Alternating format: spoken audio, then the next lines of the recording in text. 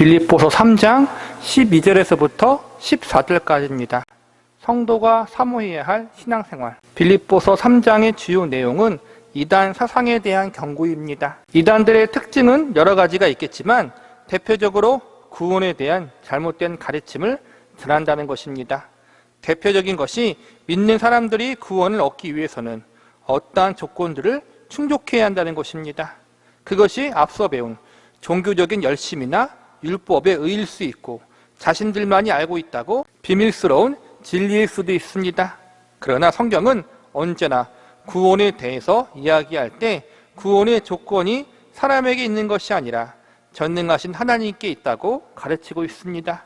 보다 쉽게 이야기하자면 구원의 근거나 조건이 사람의 어떠함이나 그가 가지고 있는 그 무엇에 있는 것이 아니라 오직 예수님 행하신 일과 그분 자신에게 있다는 것입니다.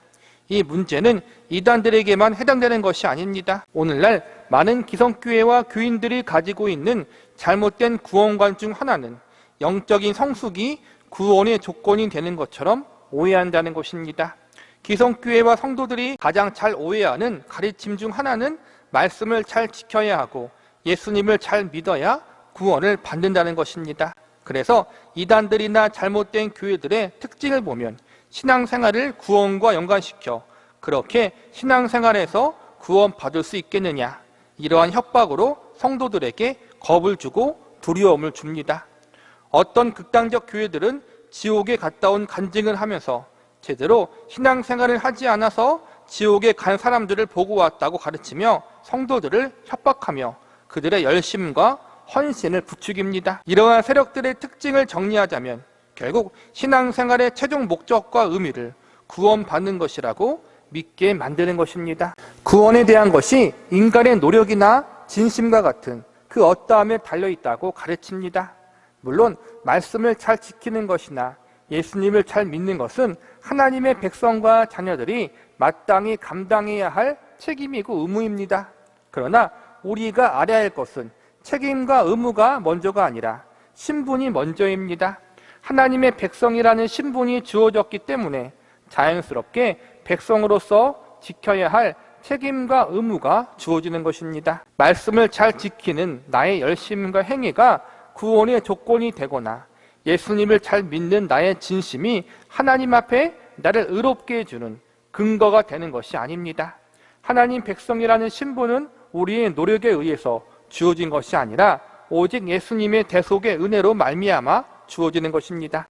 성도들은 예수님의 대속의 공로로 말미암아 하나님의 백성과 자녀가 되었고 이 은혜에 감격하고 감사하는 마음으로 그 은혜를 받은 자답게 살아가야 하는 책임과 의무가 주어지는 것입니다. 예수님의 대속의 은혜와 공로는 내가 열심히 무언가를 해서 쟁취하거나 얻어내는 것이 아니라 하나님의 은혜의 선물로 주시는 것입니다. 내가 무언가를 행하거나 이루어서 예수님의 대속의 은혜와 공로를 얻어내게 된다면 그것은 은혜가 아니라 나의 상급이 되거나 보상이 되는 것입니다. 구원은 상급이나 보상이 아닙니다. 구원은 전적인 은혜의 선물입니다. 성경에서 말하는 구원의 믿음이란 나의 의로움이나 공로로 얻는 것이 아닙니다. 성경에서 가르치는 참된 믿음은 오직 하나님의 사랑으로 인하여 값없이 주어진 선물이라는 것을 믿는 믿음을 의미합니다. 내가 가지고 있는 열심히 있는 믿음이나 진실하고 순결한 믿음이 성경에서 가르치는 구원을 이루는 참된 믿음이 아닙니다. 내가 가지고 있는 그 어떠한 것으로도 결코 구원을 얻어내거나 하나님 앞에 의롭다 인정함을 받을 수 없다는 사실을 인정하고 오직 하나님의 은혜만이 예수님의 대속의 공로만이 나를 구원할 수 있는 유일한 길임을 겸손히 인정하는 것이 바로 성경에서 말하는 믿음인 것입니다. 예수님이 이루신 대속의 공로를 의지하지 않고서는 아무도 하나님의 자녀가 될 수 없습니다.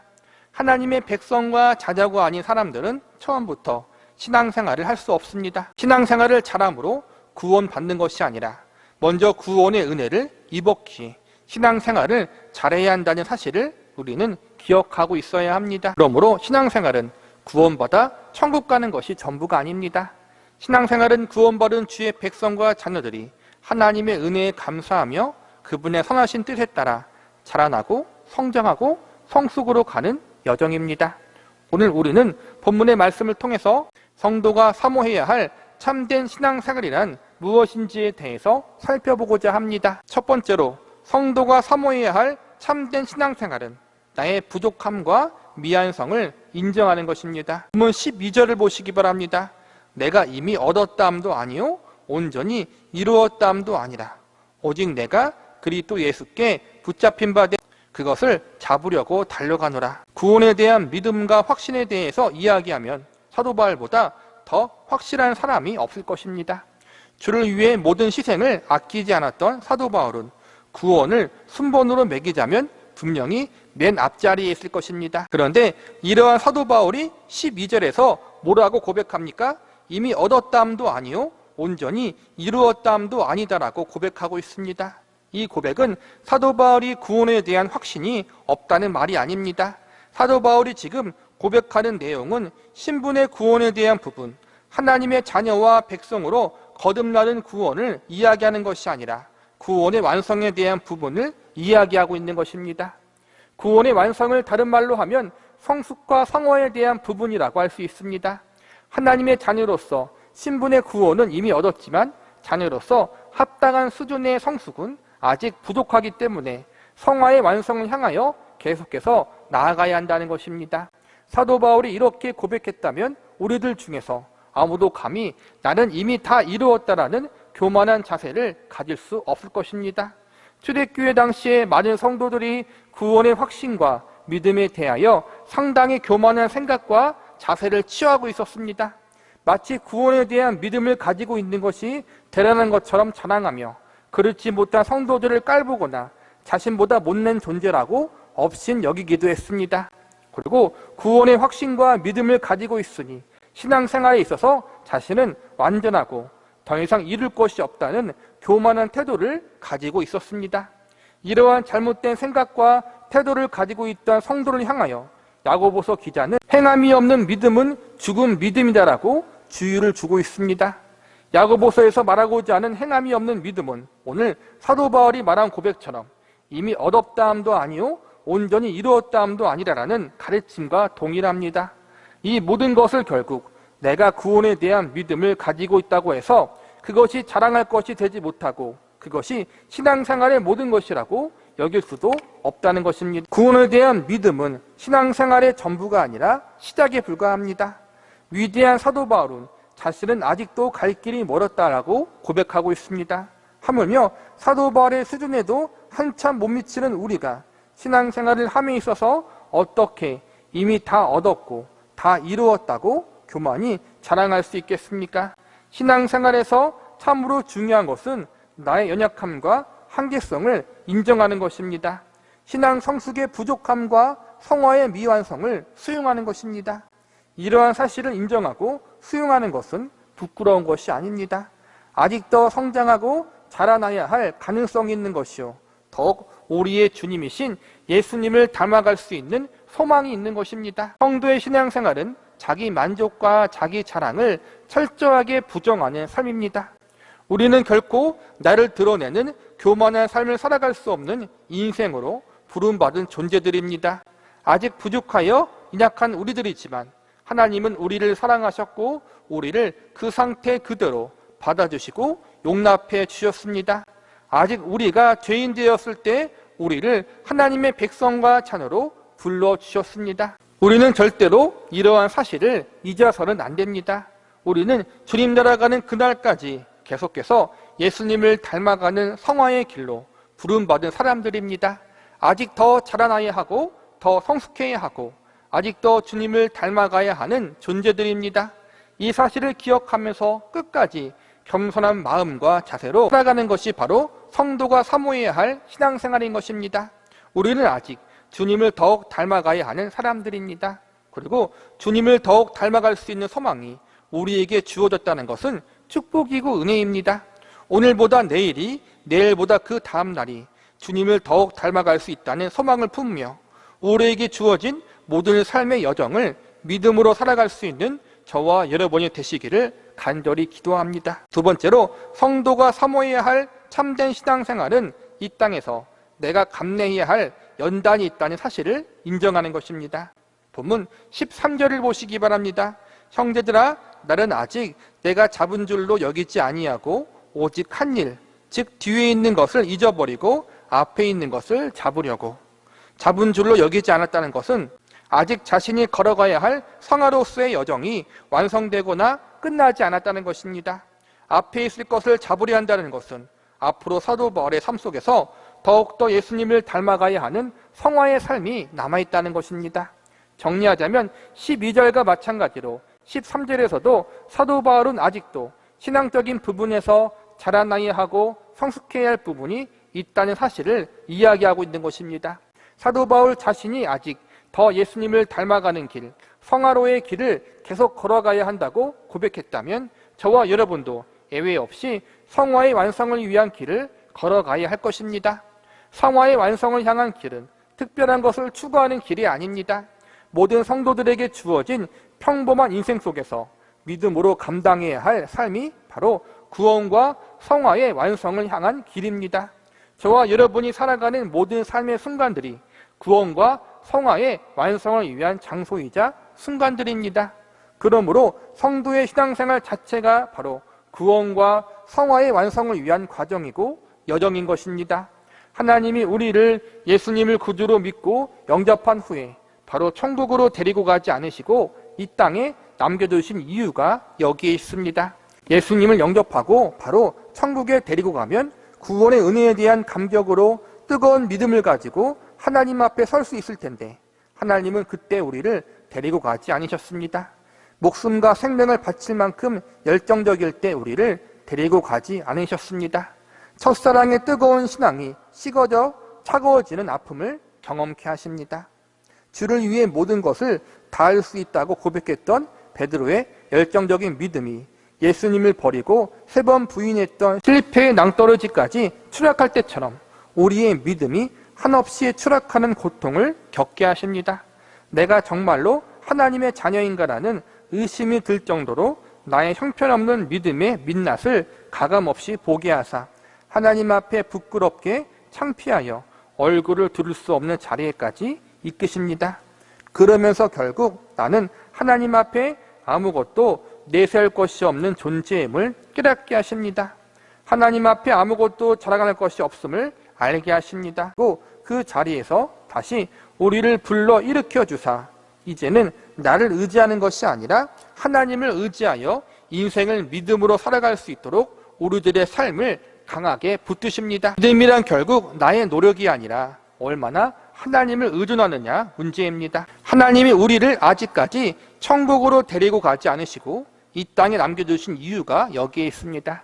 하나님은 우리에게 기대하시는 것은 단지 죽어서 천국 가는 것이 아니라 이 땅에서 우리가 철저하게 하나님을 의존하는 사람으로 만드시기 위해서입니다. 우리가 더욱 성숙하고 성화된 주의 백성으로 자라나게 하시려는 하나님의 계획이 있는 것입니다. 우리를 부르시고 구원하신 하나님 아버지가 어떠한 분이신지, 그분이 우리를 얼마나 사랑하시는지를 온전히 알아가는 성숙한 존재로 우리를 자라나게 하시는 것이 우리를 향한 하나님의 선한 계획입니다.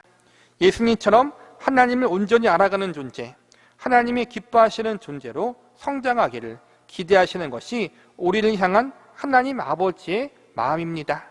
한 발 더 나아가서 하나님은 기대만 하지 않으시고 친히 우리들의 삶 속에 찾아와 은혜와 사랑으로 간섭하셔서 그 일을 진행하십니다. 이것을 우리는 보통 연단이라고 부릅니다. 연단 받는다는 것은 우리는 보통 부정적으로 생각하지만 사실은 참으로 필요한 것이고 중요한 것입니다. 연단 없는 신앙생활은 존재하지 않습니다. 인생 가운데, 신앙의 여정 가운데 연단이 없다면 그것은 참 성도가 아닙니다. 물질의 복을 받고 건강의 복을 받고 성공과 번영의 복을 받는 것이 성경이 말하는 참된 복이 아닙니다. 성경에서 말하는 참된 복은 하나님이 성도의 삶을 간섭하사 마침내 성도들을 정금같이 만들고 성숙한 하나님의 사람으로 만들어 주신다는 사실입니다. 연단이란 하나님이 성도들의 삶을 방관하지 않으신다는 증거입니다. 연단이란 우리가 하나님의 택함받은 성도요 백성이라는 증거입니다. 그러니 연단을 너무 두려워하거나 낙심하지 마시기 바랍니다. 오히려 연단 없는 인생을 사모하지 마시기 바랍니다. 오히려 연단을 통해서 새롭게 변화되고 더욱 성숙해질 우리의 모습을 기대하시기 바랍니다. 성공과 번영의 복음에 속지 마십시오. 성공과 번영은 결코 성도의 믿음과 신앙을 성숙시키지 못합니다.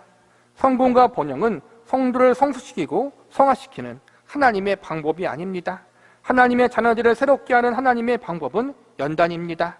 연단을 통해서 더욱 우리의 주님이신 예수님을 닮아가는 모습으로 우뚝 서게 되는 우리의 모습을 소망하시기 바랍니다. 모든 것을 합력하여 선을 이루실 하나님을 의지하시기 바랍니다. 연단을 통해서 나를 새롭게 하시고 성숙해 만들어주실 하나님의 놀라운 손길이 있다는 사실에 연단 중에 소망을 가질 수 있는 저와 여러분이 되시기를 기도합니다. 말씀을 마무리하겠습니다. 본문 14절을 보시기 바랍니다. 별대를 향하여 그리스도 예수 안에서 하나님이 위에서 부르신 부름의 상을 위하여 달려가노라. 사도 바울이 말하는 표대는 하나님 백성들이 추구해야 할 신앙생활의 궁극적인 목표를 이야기하는 것입니다. 그리고 우리가 지금까지 배웠듯이 성도들이 추구해야 할 신앙생활의 목적과 의미는 구원과 성화의 완성입니다. 쉽게 말하자면 우리의 주님이신 예수님을 온전히 닮아가는 존재로 자라나는 것이고 구원받은 주의 성숙한 백성과 자녀로 성장하는 것입니다. 구원과 성화의 완성은 성도가 추구해야 할 목표입니다. 다른 말로 하자면 성도가 계속해서 마음속에 품고 심쓰고 애써야 할 의무이자 책임이라는 것입니다. 그런데 여기서 우리는 한 가지 걱정이 있습니다. 위대한 사도 바울조차도 이미 얻었거나 아직 이루지 못했다고 고백하고 있는데 과연 못난 우리들이 이 일을 잘 이루어낼 수 있느냐 하는 걱정입니다. 사도 바울도 아직 잡은 줄로 여기지 않고 일평생 이 일을 위해서 계속해서 성숙을 위하여 구원의 완성과 성화로의 길을 향해 걸어갔다면 연약한 우리가 이 일을 과연 감당할 수 있겠는가 하는 걱정이 생깁니다. 그러나 이러한 우리의 걱정이 있음에도 불구하고 사도 바울은 우리에게 희망의 약속을 전해줍니다. 본문 12절을 다시 보시기 바랍니다. 내가 이미 얻었다함도 아니요 온전히 이루었다함도 아니라 오직 내가 그리스도 예수께 잡힌 바 된 그것을 잡으려고 달려가노라. 여기서 보니까 우리가 누구한테 잡힌 바 되었다고 나와 있습니까? 바로 예수님께 잡힌 바 되었다고 나와 있습니다. 이 말씀은 우리의 신분의 구원이든 수준의 구원이든 천국 가는 구원이든 예수님을 닮아가는 구원의 완성이든 모든 것이 다 하나님의 손에 붙잡힌 바 되어 있다는 것입니다. 우리들의 구원의 문제, 성화의 문제, 우리의 과거의 삶과 현재의 인생과 미래의 영혼에 대한 운명이 모두 우리의 구주이신 예수님의 손에 붙들려 있는 것입니다. 내가 부족하고 연약해도 우리의 모든 운명들이 만왕의 왕이신 예수님께 붙들려 있기 때문에 걱정할 것이 없다는 것입니다. 다시 말하면 우리의 구원에 대한 모든 것이 우리의 신앙의 여정의 모든 것들이 예수님께 붙들려 있어서 성도의 인생을 구원과 성화와 영화의 자리에까지 이르도록 책임지고 인도하여 주신다는 것입니다. 가만히 있으면 알아서 책임지고 인도하신다는 뜻이 아닙니다. 위에서 배웠듯이 이 길은 연단의 길입니다. 예수님이 책임지시고 이끄시지만 우리도 함께 가는 길입니다. 그래서 고난이 있고 아픔이 있고 눈물이 있을 수밖에 없습니다. 토기장이에게 붙잡힌 진흙이 아름다운 도자기가 되기 위해서는 토기장의 손에 의하여 많이 주물러져야 하고 만져져야 하고 깎아져야 합니다. 이 작업은 매우 고통스럽고 힘든 작업입니다. 아프고 눈물 나고 견디기 어려운 시간들입니다. 인내는 연단은 소망을 이룬다는 말씀처럼 하나님이 우리를 만지시는 이 시간들, 이 작업들은 우리에게 하나님 보시기에 합당한 자녀들과 성숙한 백성들로 만드는 보석 같은 시간이 될 것입니다. 우리는 하나님의 작품으로 빚어질 것입니다. 우리의 주님이신 예수님을 더욱 닮아가는 시간이 되고 우리의 아버지이신 하나님의 마음을 더욱 깊이 이해하고 알아가는 성숙한 자녀들로 세워지는 복된 시간들이 될 것입니다. 우리가 사모해야 할 진정한 축복이 바로 이것입니다. 성공과 번영이 복이 아니라 바로 예수님을 온전히 닮아가는 존재, 하나님과 그분의 마음을 더 깊이 알아가고 이해하는 존재로 성장하고 자라나는 것이 가장 큰 복이라는 사실을 잊지 마시기 바랍니다. 그래서 신앙의 여정은 연단의 길이지만 감사의 길이고 축복의 길입니다. 계속해서 우리의 신앙이 성장하고 자라나기를 소망하시기 바랍니다. 계속해서 예수님을 더욱 닮아가고 성숙한 주의 백성과 자녀로 변화되기를 기대하시기 바랍니다. 하나님께서 우리를 이 길로 부르셨고 예수님이 붙잡으심으로 이 놀라운 변화가 우리들의 삶 속에 지속되어지고 있다는 사실을 믿으시기 바랍니다. 하나님이 우리의 성숙과 성화를 위해서 인생을 간섭하고 계심을 믿으시기 바랍니다. 주를 위해 무엇을 하기보다 주님이 우리의 인생 속에 행하시고 있는 일에 더욱 집중해 보시기 바랍니다. 내가 하나님을 위해 살아가는 열심보다 하나님은 나를 위해서 우리들의 삶 속에 행하시는 놀라운 열심이 더 크다는 사실을 잊지 마시기 바랍니다. 하나님의 생각과 관심은 저와 여러분에게 있습니다. 나를 새롭게 변화시키고 하나님을 가장 잘 아는 성숙한 자녀로 우뚝 세우시려는 하나님의 열심과 일하심이 우리들의 삶 속에 계속 이어지고 있습니다. 이것이 우리를 아직까지 이 땅에 남겨두신 이유입니다. 우리에게 주어진 삶과 신앙의 여정 속에서 우리를 향한 이 하나님의 열심과 선하신 계획들이 구원과 성화의 완성으로 하나씩 하나씩 이루어지고 열매 맺어질 수 있기를 기도합니다.